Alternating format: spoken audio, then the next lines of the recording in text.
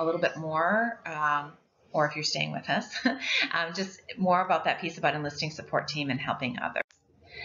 So, and it's interesting because it's both are important. You need to have a support team that you can call upon, but you also need to be part of other people's support team, because both are important and both feel good. And that's kind of an interesting thing, isn't it, Gretchen? I think too often people kind of think of themselves maybe as one or the other. Right. Like, I'm the one who always listens. Right.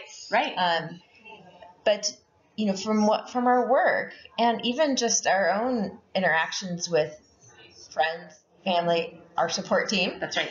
We know that really you need both aspects. You do need both. And it's so interesting because I'll ask, and because most people have had the experience of having people come to them for something, for some kind of help or advice or whatever. And typically people that feels good. Yes. Most people find that feels good. They feel like, wow, this person really sees me as a resource, sees me as someone with some authority, and it values my opinion, values my perspective. Yeah. It feels good.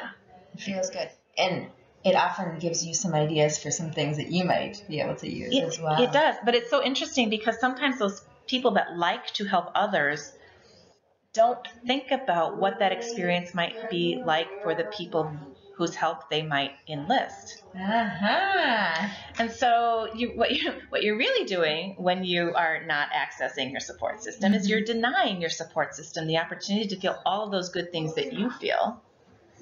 Yeah, that's a great way to think about it. Yeah, and actually, if you're not utilizing your friends really, or your support team in that way, they start to see maybe that relationship isn't quite as affirming for them, right? Balanced, and something that they seek out. So that mutual reciprocity, that talking back and forth is really helpful. It is really helpful. The other thing it reminds me of, remember early on when we said that one of the core features of resilient people is that they don't have all the answers. Right. They don't have all the answers. Which means they need to enlist their support system, and which facilitates the connection, because resilient people are connected to others. Absolutely. Yeah. Yes. Okay, so let's talk more about it. So enlisting your support team. Yeah. So we have these blocks here that kind of have these simple questions about why, when, who, what, how. Yep. And that's really about this whole process of trying to understand when do you utilize those roles we just talked about? When are you the support? And when might you be helped by some other kind of listening and support? Who might do that? Right.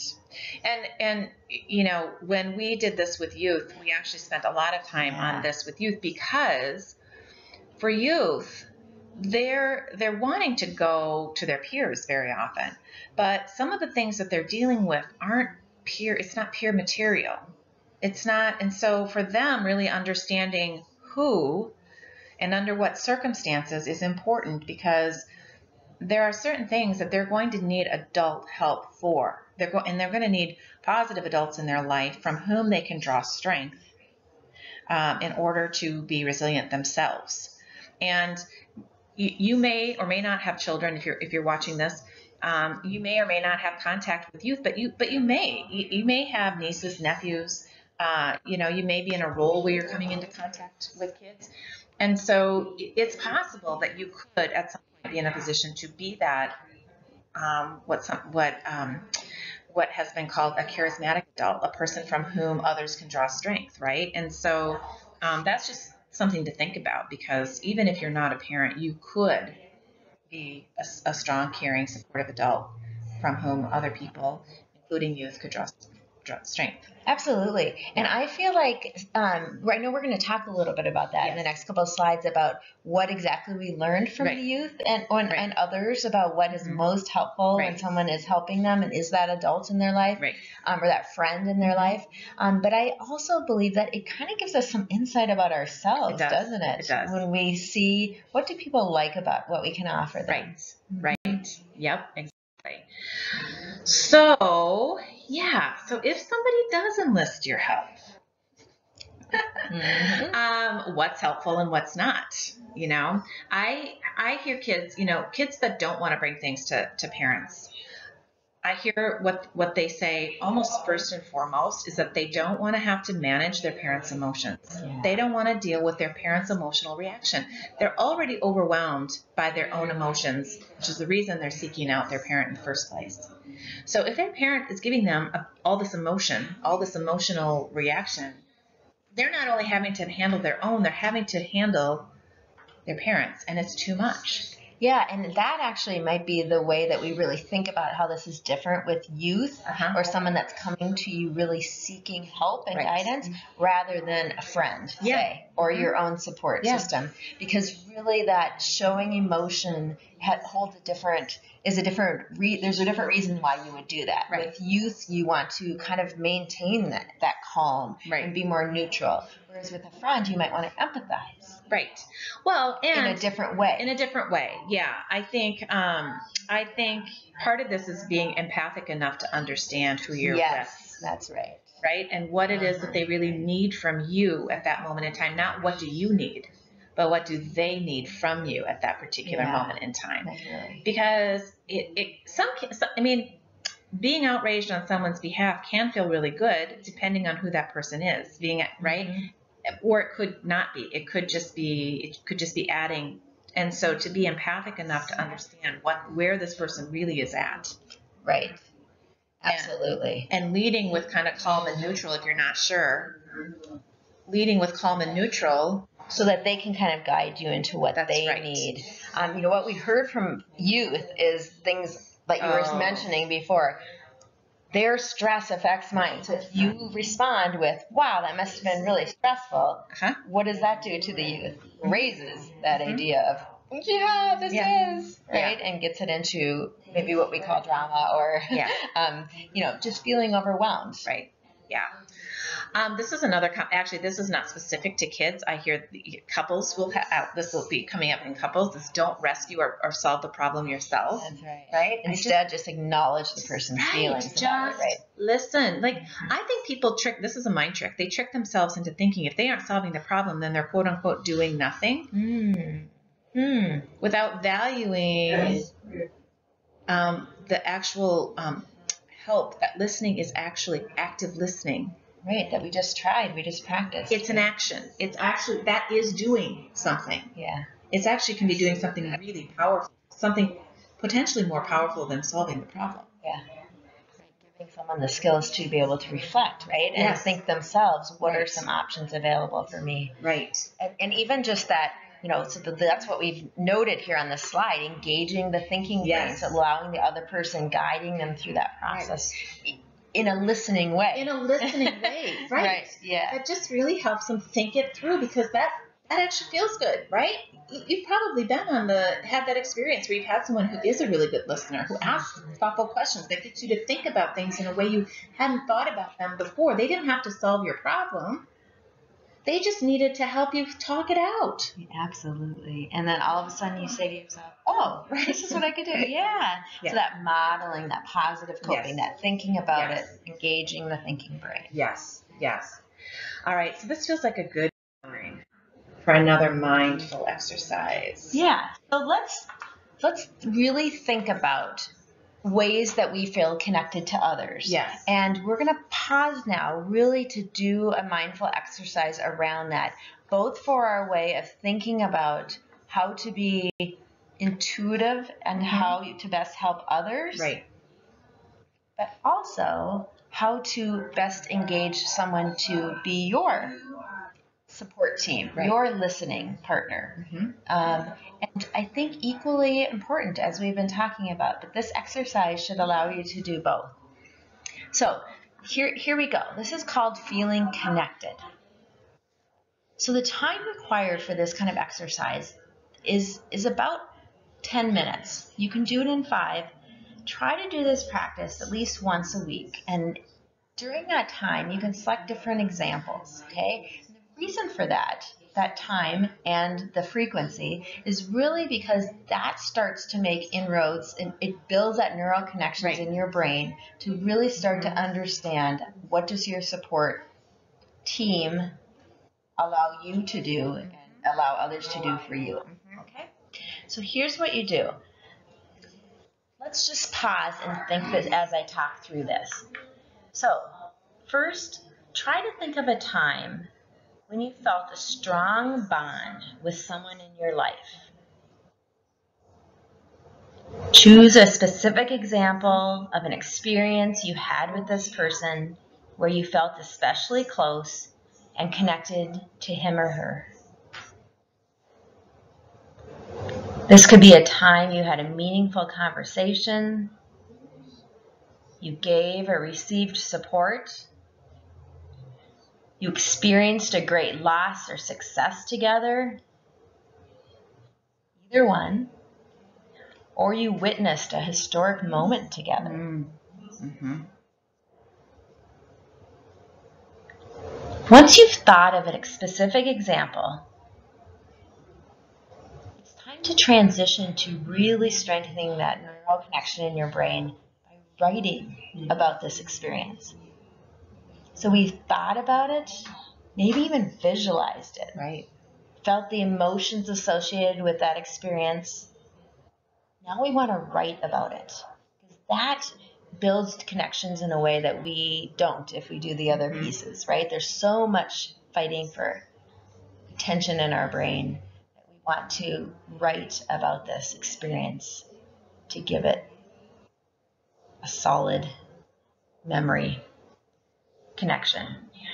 So spend a few minutes writing now about what happened during that time of a strong bond. In your writing particularly, consider the ways in which this experience made you feel close and connected to the other person. So more about the bond, the feeling of closeness and connectedness, why that was, what you did to get that feeling and that experience, even more so than the content. But the content will frame it for you.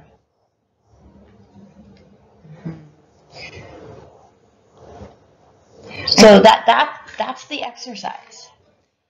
It's really what I love about an exercise like this is that when you take the time to call those memories forth,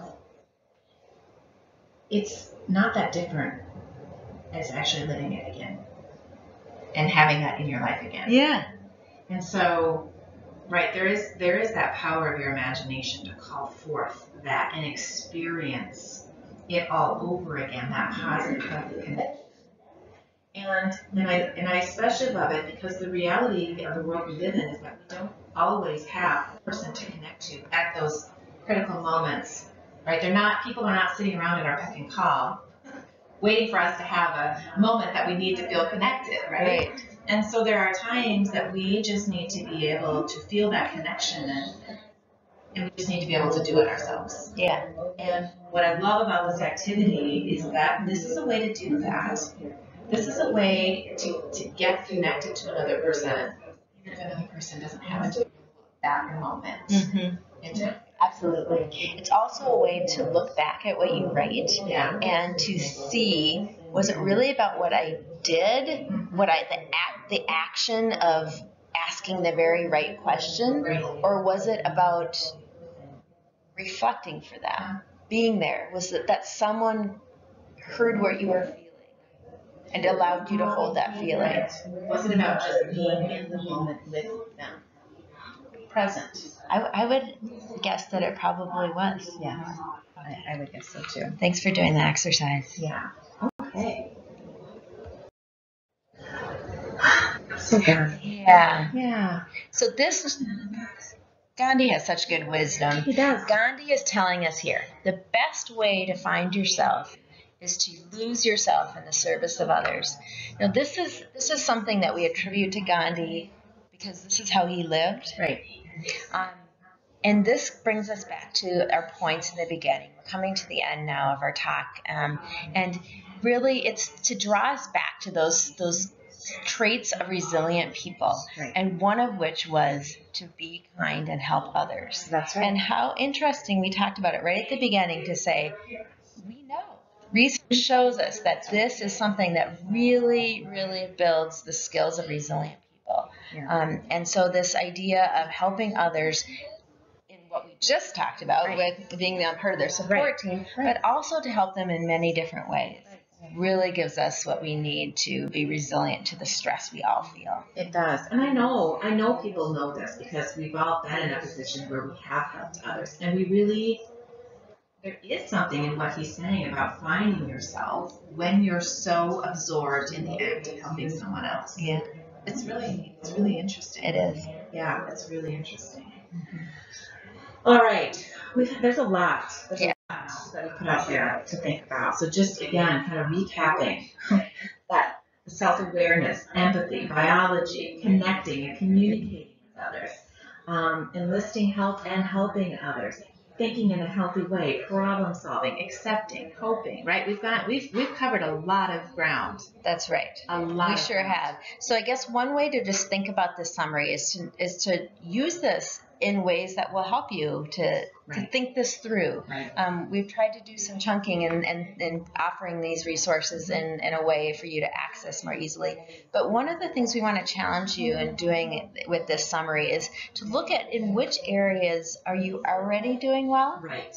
That kind of self-awareness of what are your strengths, and what are some things you're doing well, and to build on those strengths. Right. Sometimes people think, oh, I'm already doing that, I don't need to think about it anymore. Right. But what we know is that if we build on our strengths, that kind of feeling of confidence, that feeling of confidence, then pervades other areas and allows you to build skills much more easily and smoothly, and really in a way that benefits you and others. Absolutely. So thinking about, are there areas in which you want to do even better? Because my bet is that a lot of people are doing you're probably doing things in each of these categories. That's right. And so it's not necessarily about building entirely new skill sets. It's really about taking what you're already doing and making it even better than it is right now. Yeah. So again, any other areas, right? And you get into this sort of identifying and understand what is the reason goal. Why is this important in my life? Is there anything getting in my way? How do I overcome? I mean, that's sort of the foundation for how to keep moving forward. It's this sort of way of thinking: small, reasonable goals, meaningful in my life, impactful in my relationships, and problem solving your way through them. Yeah. And persevering. Right. And I don't know about you, but I've noticed when I am working on something and I share that with others, it really feels like it's better received than to suggest to others that they focus on something. Right? Yes. So one of the things that we like to talk about, Gretchen, is take your youth to Caribou, and over coffee, as you asked them about school that day, and there was a one-word response. Instead of doing that tried and not true way of communicating, do something different like this. It doesn't mean you have to have your notebook all ready for them to fill out. Right. But as you share some of the ways that you're working on kind of bolstering your resilience to stress, and however the words are that you use for that, the youth in your life your child, your niece, your student might see something in that allows them to take some perspective on what they want to work on. And you sharing some of the difficulties of that is an even better way to connect, isn't it? It is. And part of the reason is because it gets out of that perfectionistic thinking, right? That's right, that all or nothing. Right, that all or nothing. Because the reality is that, of course, you're going to have challenges. Right. Of course, of course you're going to. And of course you're going to have to problem solve those. Of course, it's not going to go perfectly the first time. Yeah. Right? And that allows you the opportunity to really send and reinforce that message for them, their developing mind, and as they're developing their own mindsets that they're taking, into their transition into adulthood, that challenges and failures and mistakes are not problematic in and of themselves. It's really how do you respond to them. That's right. And really, they're building blocks for success. We wouldn't get to where we're at in a healthy way if we hadn't experienced the things that didn't work for us, That's right? That's so exactly really learning from that can be such a helpful way. Such a helpful way. Yeah. And let's just not forget some of the best things in life come from mistakes, such as chocolate chip cookies. That's right, isn't it? Potato chips, right? Post-it notes. And who doesn't love a good story about an epic failure, right? That turns into, right. And in some cases, that turns into some of the best things ever, right? That's right. Yeah. So anyway, we hope that you guys have really taken some things away from this that you find helpful in your life. You've got some ideas for how to move forward and how to continue to build your own personal resilience, as well as facilitate that in any significant people in your life, whether it be youth or a partner or a spouse or friends.